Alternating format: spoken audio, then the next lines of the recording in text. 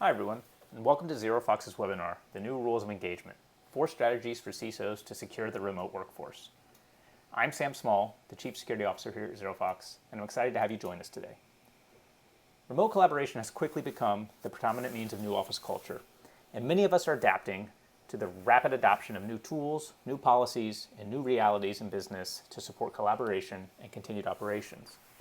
In this webinar, we'll review how these changes alter our playing field and discuss options and ideas to help us lead from the front as our work-from-home challenges play out.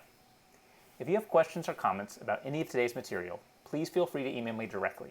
As you can see, my email address is listed here, and it will be on our final slide as well. Before we begin, a little about myself. I've been the Chief Security Officer at ZeroFox now for 2 years. Prior to this, I earned a PhD in computer science from Johns Hopkins University, where I specialized in security and machine learning. Since then, I've spent my career tackling many fun and exciting challenges as a consultant, software engineer, security practitioner, and product entrepreneur. I tell you all this as we begin our conversation today to provide some context as to the experience behind my comments and observations. I'd also like to share credit with many of my colleagues and others whose conversations and resources I relied on to put together some of this material, and when appropriate, I provided a link to the original source material on some of my slides. So, with that, let's get started. We'll begin by talking about digital transformation. This concept may be new to some, while others will have had direct experience or researched digital transformation efforts of their own. I bring it up here because I expect it will help frame the rest of our discussion. So we start here with a definition. Briefly, digital transformation is an effort to reimagine the way companies use people, processes, and digital programs to drive new business and revenue in light of changing customer expectations. Now, my own hot take is that digital transformation is really just about preparing for and having a strategy to survive disruption to a business or an industry, and or leading that disruption by adopting a technology-first strategy. And I'd like to emphasize that, like security, it is a process and not an achievement. We aren't likely to tell our peers, the CEO or board members, that we pursued a digital transformation project this quarter and, hey, guess what, now we're digitally transformed, any more than we would say that we pursued some security initiatives this quarter successfully and have attained security. Digital transformation is a continuous process, and there's a continuous evaluation that accompanies it. Does that sound familiar? As a security practitioner, I think it does. When I began to put material together for this webinar, I recalled an article I'd read in 2018 from the Wall Street Journal. The headline read that digital transformation is the biggest risk factor in 2019. In the article, the author explains that existing operations and legacy technology infrastructure pose a risk to companies that can't transform quickly enough to compete against companies that are born digital. Any company pursuing digital transformation knows that despite its benefits, there are many costs, whether direct or indirect, and visible or invisible. And so for those companies that are more focused on maximizing this quarter's performance over long-term investments, digital transformation is often lumped into the nice-to-have category. More specifically, it's often quite clear that it will become a need-to-have sometime in the future, but that the future never seems to gather quite as much attention or as importance as the things we're doing today. And I think many of you security practitioners that are joining us on this webinar can relate to that as well, as we often face our own challenges in brute forcing our way through tactical needs in the Security Operations Center that eat away at our ability to lay down and pursue long-term strategies. You may often think to yourself that it may be nice to improve this process or automate certain types of investigations, but right now I'm underwater dealing with high alert volumes or unexpected issues that pop up and are presently more important. So in the context of current events, I was curious if digital transformation had reemerged as an important topic in the past few months due to COVID-19. And sure enough, I was able to quickly pull a few recent headlines supporting my suspicions. So whether it's Forbes talking about COVID-19 as a forcing function for digital transformation, or ZDNet reporting on the benefits of having prepared through previous pursuits, or Seeking Alpha gushing about the performance of digital native companies, there's a lot going on here. And with that as a backdrop, when we look at our own organizations, it seems that for many of us, the reality is no longer digital transformation some other time or digital transformation tomorrow, but digital transformation now. It's a requirement now. It's a requirement to the continued business operation and financial health of your business, your organization, and possibly your ability to keep the lights on. These recent circumstances have in many ways obliterated roadmaps, they've compressed timelines. This has been a huge catalyst that's introduced urgency around many of the new priorities that many of you are probably familiar with and have seemingly come to us overnight. So clearly there's some collateral damage here. And the fact of the matter is that digital transformation, quite obviously and necessarily, also transforms our risks. A lot of us have been forced to adopt new processes and new technologies, and we haven't had the time that we would normally require or want to evaluate, monitor, or address these risks that are associated with these changes. And while many of us pride ourselves on being risk planning professionals or having a really great imagination around what an adversary might be thinking or what strategies they may pursue, I think there's very few, if any of us, that really imagine such an extreme timeline for transformation at not only our own organization, but simultaneously across the world. So with that as our backdrop, let's focus on the positive and reason about what we can do to come out of this situation stronger, wiser, and more secure by digging into our new rules of engagement. Rule number 1, evaluate your remote first strategy. What do I mean by remote first? Let's take a look at the spectrum of office cultures I've put together. On the far left, we have office-only environments, whatever the reason, whether it be tradition or operational and privacy requirements, or whether it's just the best natural fit. As we continue to the right, we consider those organizations where remote work is sometimes supported, but usually as an exception, whether that be short-term or to accommodate certain circumstances. This might mean that while remote work is supported as an exception, its implementation is limited to certain business units or roles and with limited access to company resources. In recent years, there's been a lot of buzz around remote-friendly companies, branded almost as a culture differentiator and perk. We'll talk more about this category and its neighbor, remote first, here in a moment, but to complete our walk along the spectrum, I'll just point out briefly that remote only quite obviously describes organizations that have no office or dedicated place to congregate. Since we're going to focus on this remote first concept as part of our first rule, let's quickly compare it and its neighbor to the left, remote friendly, because I know for many of you this isn't a distinction you've had to think about much, and well, frankly, I am going somewhere with all of this.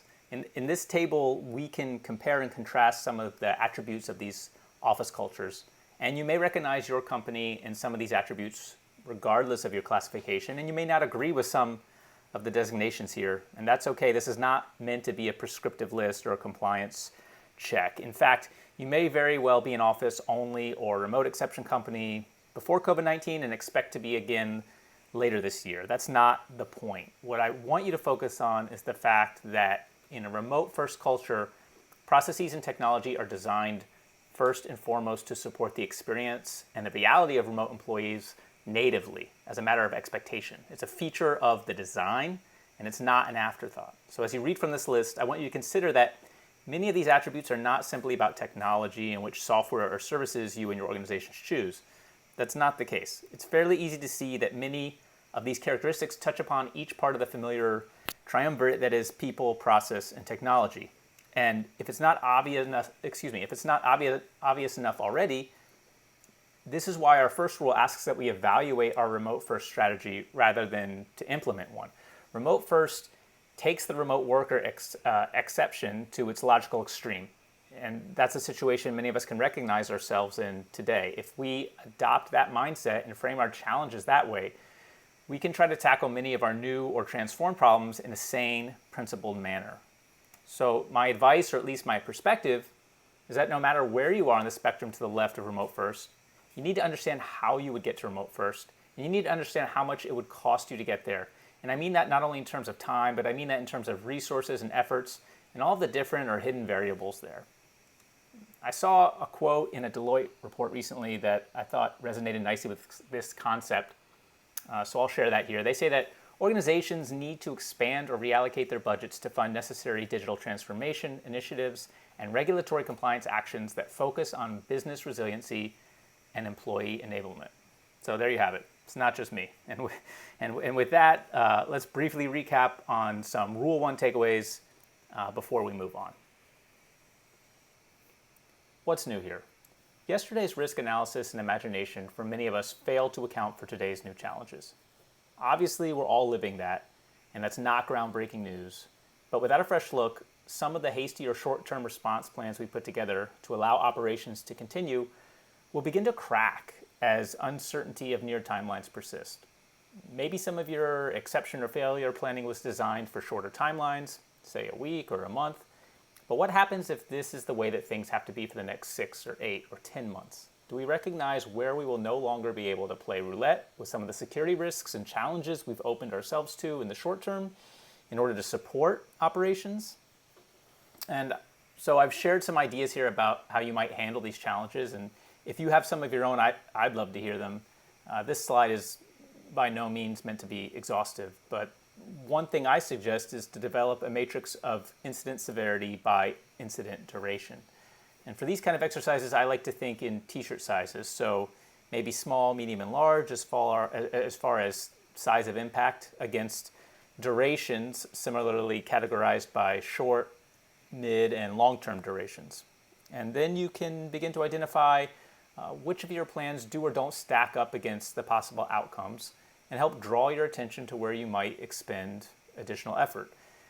And as we just discussed a moment ago, rate your ability to move to remote first wherever you are on the spectrum, perhaps considering transition speed and sustainability issues, or the caveats, limitations, or exceptions that you might face. It's helpful to reason about what can be done in a day versus what might need more time, and deliver those insights to your colleagues or the management team, the CEO or the board. And maybe there are just some things that you'll never be able to support with a remote first mentality if you need to remain compliant with certain regulations or have other limiting factors. But to categorize those items now and underscore that risk is better than to discover them in situ later. And briefly on this last point, do the same thing in reverse. What lift is required to make the state change back from one of your exception states? And with that, we'll move on to rule number 2, know the trade-offs. As we discussed, we've collectively adopted a lot of new technologies, tools, services, policies, and virtual infrastructure quickly to support business continuity. And with offices shuttered without much advance notice, there are likely many trying to carry the torch with whatever resources they have available. This might mean that some organizations have people working from home, using personal devices, something that wouldn't normally pass muster in their security organization. However, it's easy to imagine that not every company had the ability nor means to send everyone home with a device. Likewise, many organizations may find themselves opening remote access to sensitive, previously inaccessible resources just in order to support operation. And perhaps less visible are the impacts of cultural changes that come with working in a less formal environment, away from casual observation and without barriers between a formal place of work and casual spaces at home. We'll talk more about this later, but first let's briefly take a look at a story of trade-offs that have unfolded quite publicly through an embarrassing amount of recent media exposure that's been nearly impossible to miss. And of course, we're going to talk about collaboration software, so let's consider this a quick, minor case study in trade-offs. And on the field, we have some of our favorites: Microsoft Teams, Zoom, and Slack. So I have some data courtesy of the vendors and Business Insider that allows us to look at the recent growth of these collaboration platforms. On the left, we see the growth in Microsoft Teams daily active users from July 2019 to March 18th. Here in the middle are changes to Zoom's daily active user count from the end of December to April 21st. And on the right, we see a graph that charts changes to Slack's paying customer base from the end of January 2019 to March 24th. Now, it's clear to see that all platforms have experienced tremendous growth recently, but what I really want to draw your attention to are these inflection points.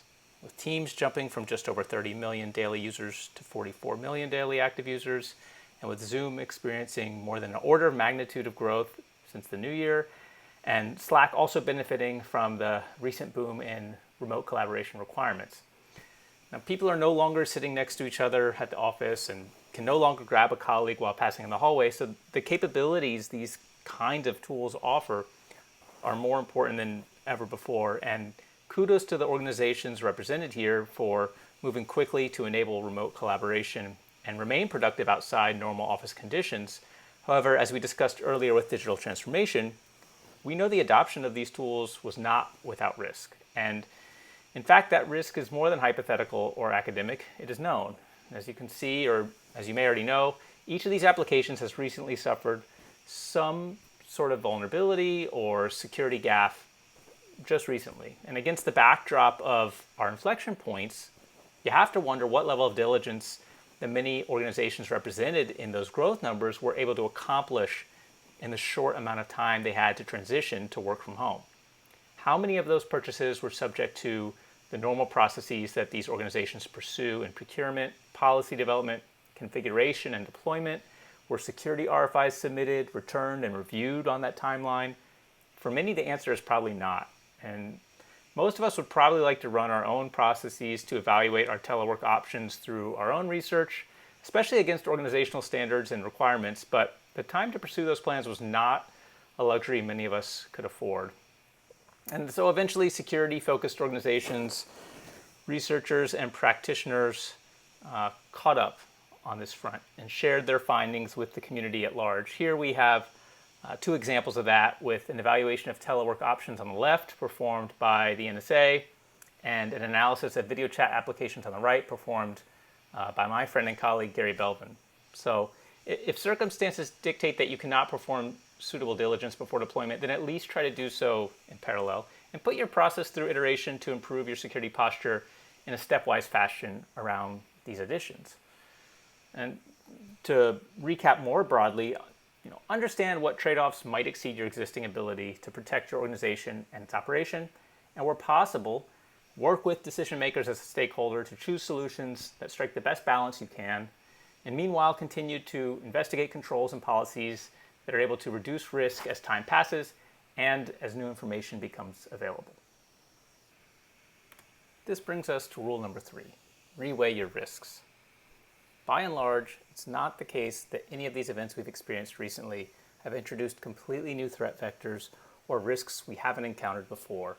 However, their relative weights in our risk calculus now deserve some reevaluation.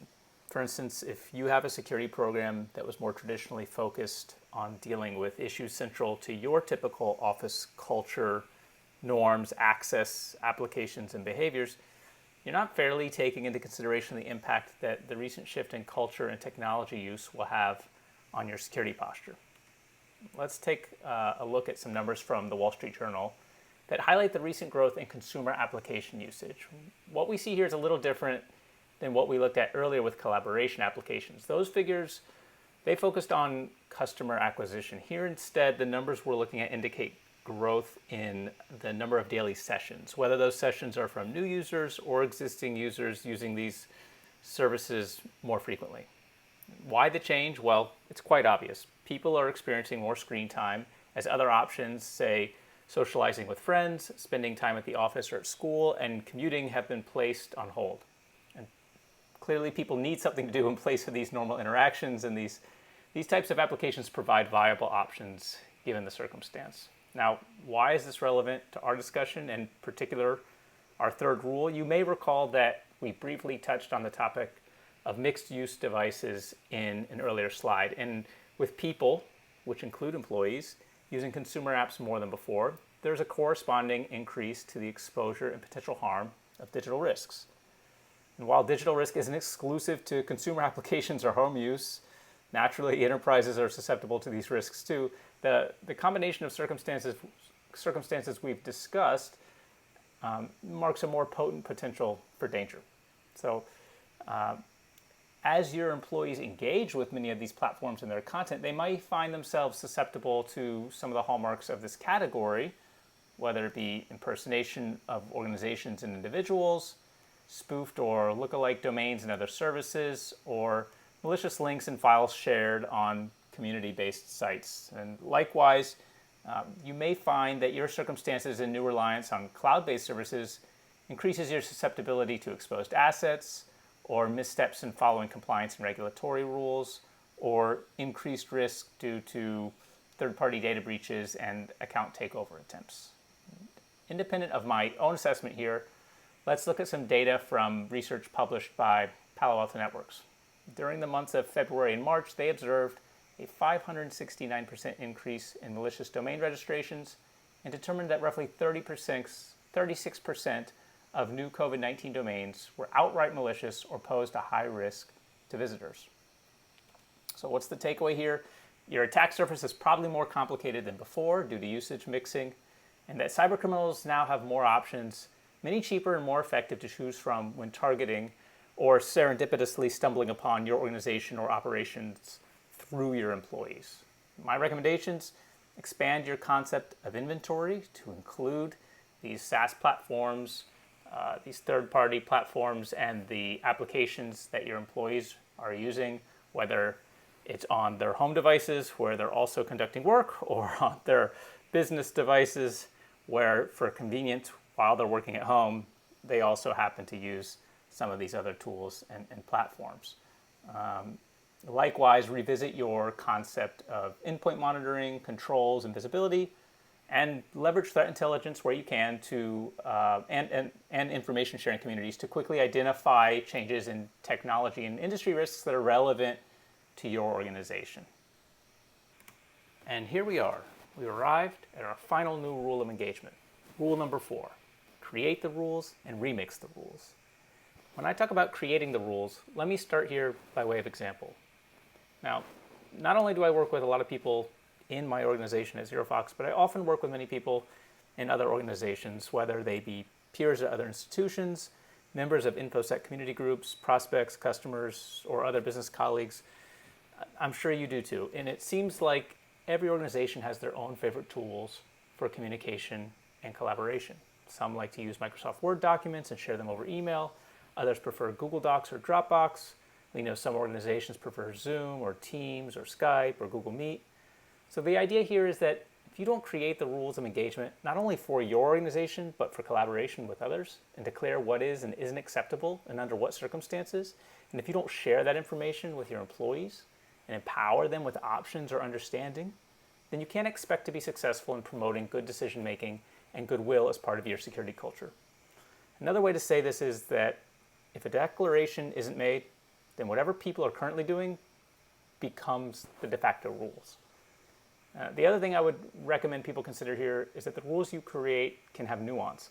So in moving an on-site customer operations team to remote first or remote only for the time being, we might choose to accept some of the risks that come with using new collaboration or communication tools outside the guidelines of our typical security program.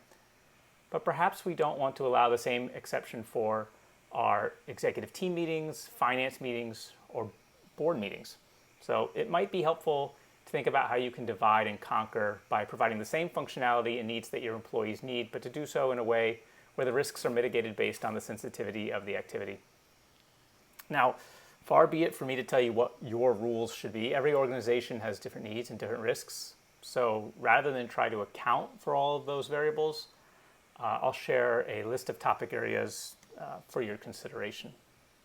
And my final point of advice on this rule is don't have blind devotion to your rules. You made rules in response to new conditions or new needs. Great. When those rules no longer work for you or your organization, don't be afraid to remix the rules, to take the rules that are working, but to evaluate them against the ground that's moving under our feet, and to change those rules and again evaluate whether adjusting those rules might strike a better balance between permissibility and protection in your organization for where you are today. Overall, we're really facing a unique challenge here, and it's unfortunate in some ways because it seems like the challenges only ever increase for security practitioners.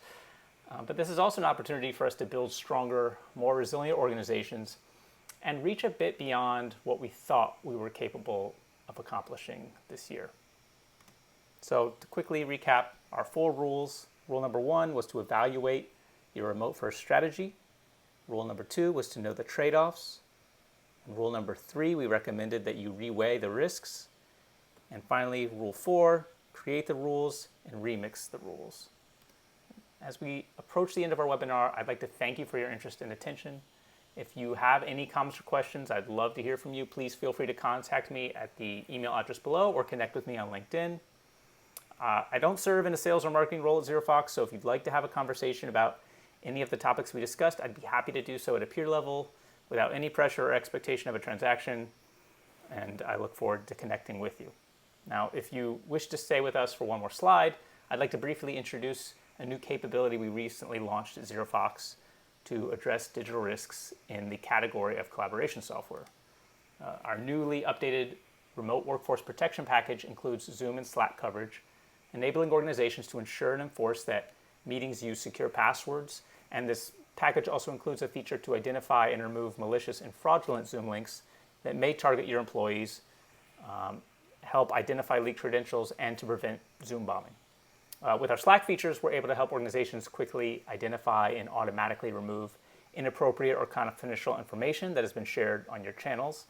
And we're offering a free trial of our advanced Zoom and Slack protection. So if you'd like to know more, please contact us by visiting zerofox.com or emailing info@zerofox.com.